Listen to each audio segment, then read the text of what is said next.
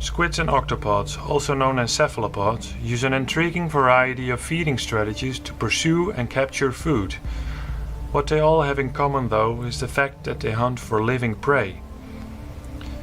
This paradigm has recently shifted with a discovery by scientists at the Monterey Bay Aquarium Research Institute, MBARI, who studied the feeding habits and behavior of the elusive vampire squid. The vampire squid is an ancient animal that shares characteristics with both squids and octopods.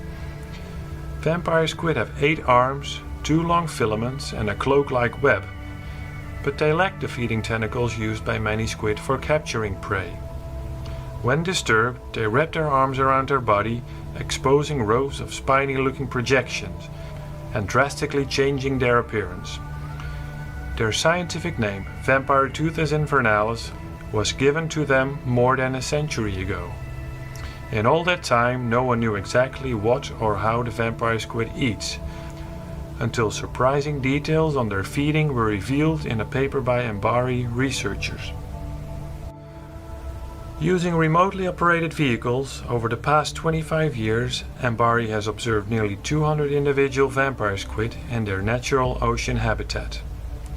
Vampire squid were frequently observed drifting motionlessly with their fins gently undulating and one of their 2 filaments extended. The function of these long retractile filaments has puzzled marine biologists for years. During feeding experiments in the lab back on shore, food particles were found to adhere to the filament, and vampire squid were observed repeatedly drawing a food-covered filament between their arms, removing particles and depositing them near their mouths. Stiff, microscopic hairs on the filament likely function to secure particles, while a layer of sensory cells may signal the presence of food to the brain. After drawing the filament between the arms, the food is wrapped in mucus secreted from glands in the suckers. Then finger-like projections, called cirri, move the resulting mass towards the mouth. In their natural environment, marine snow or sinking organic particles were found on the squid's filaments, arms, or in their mouths. Ingestion of marine snow aggregates was further confirmed by examination of the stomach contents of animals from museum collections. The ingestion of non-living food is unknown for any other cephalopod.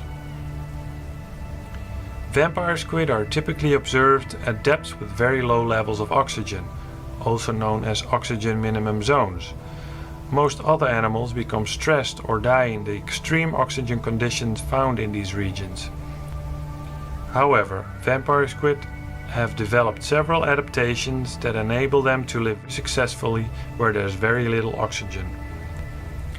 The dark appearance of vampire squids reduces their visibility to predators and therefore the need for rapid escape. They also have several types of bioluminescent display, which may deter predators. Vampire squid are neutrally buoyant and they have very low metabolic rates. All these adaptations reduce the need for investment in muscle tissue for locomotion and save energy. The vampire squid's remarkable ability to feed as a passive detritophore sets them apart from other cephalopods and gives them yet another energy-conserving advantage for a life in the oxygen minimum zone. This hostile environment supports few animals, but aggregates of marine snow sinking from the water above are plentiful. Using its many unique adaptations, the vampire squid thrives in the center of the oxygen minimum zone, where its food source is abundant and predators are few. This is Henk-Jan Hoving from the Monterey Bay Aquarium Research Institute.